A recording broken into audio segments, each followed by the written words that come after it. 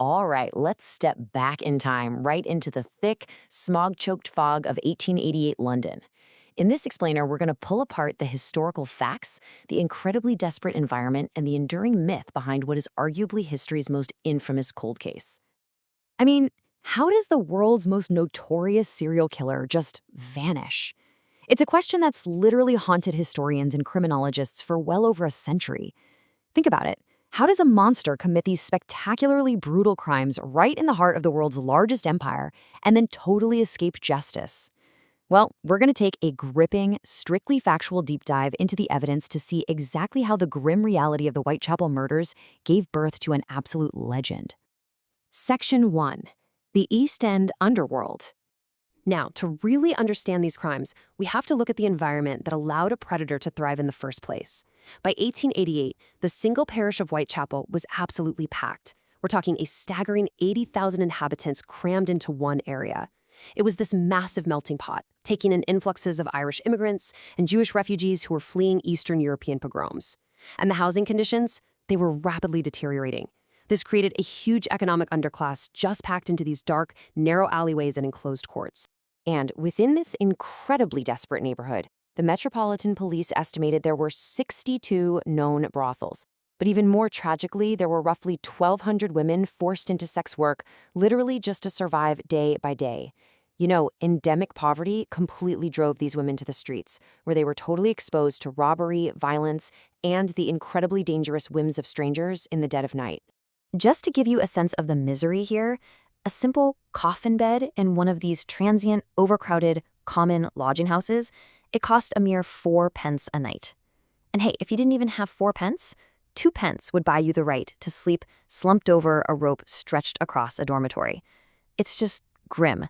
These victims had zero safety net, no secure homes, and absolutely no refuge from the very streets they were walking. Moving on to Section 2, the Canonical Five. So the overarching police file for the Whitechapel murders actually contains 11 separate deaths between 1888 and 1891, starting with victims like Emma Smith and Martha Tabram. But tucked within that broader file are the Canonical Five. These 5 women, Ann Nichols, Annie Chapman, Elizabeth Stride, Catherine Eddowes, and Mary Jane Kelly, are definitively linked by a distinctively gruesome modus operandi. It's this specific pattern that separates the true Ripper crimes from the everyday gang violence of the area. Let's map out this terrifying escalation. This all happened across just 10 weeks in the autumn of 1888. The killer's signature was incredibly distinct: deep slash wounds to the throat, followed by extensive abdominal mutilation.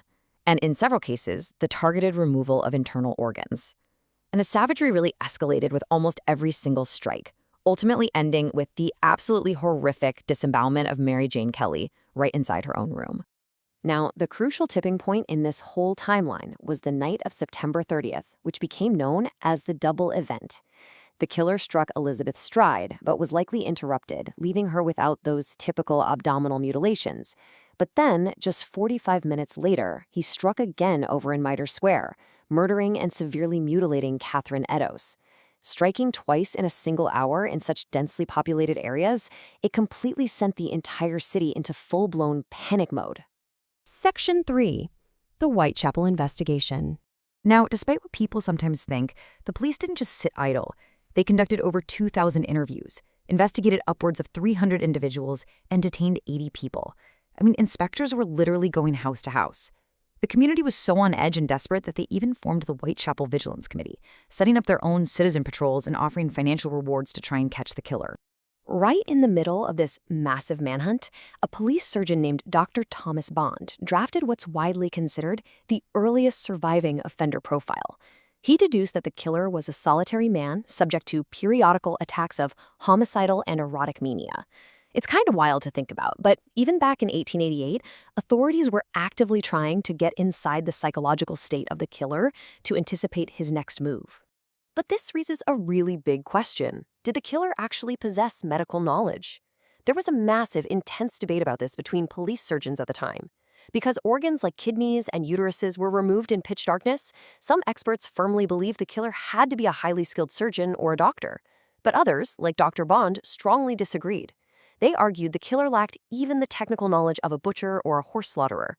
So the experts were completely split. Which brings us to Section 4. Suspects and Theories. So initially, police focused on local butchers, slaughterers, and sailors working on cattle boats. Makes sense, right? But over the decades, the suspect list totally exploded. It grew to include wealthy aristocrats, a local barber named Aaron Kosminski, the painter Walter Sickert, and, get this, even the author of Alice in Wonderland, Lewis Carroll. Crazy, right? This just goes to show how cultural fears and class anxieties, rather than any actual hard evidence, really drove the public's accusations over the years. All right, time to bust a massive myth here. That famous moniker, Jack the Ripper, it didn't actually come from the police or the streets. It came from the Dear Boss letter sent to a news agency in 1888. And today, it is widely believed by experts that this letter was a complete hoax fabricated by journalists. They basically created this catchy, terrifying name to heighten sensationalism and just sell more newspapers during the panic. A real media creation. And we definitely have to address the modern investigations, too. You've probably seen those headlines claiming the case has finally been solved using DNA from a shawl supposedly linked to the victim Catherine Eddowes and the suspect Aaron Kosminski.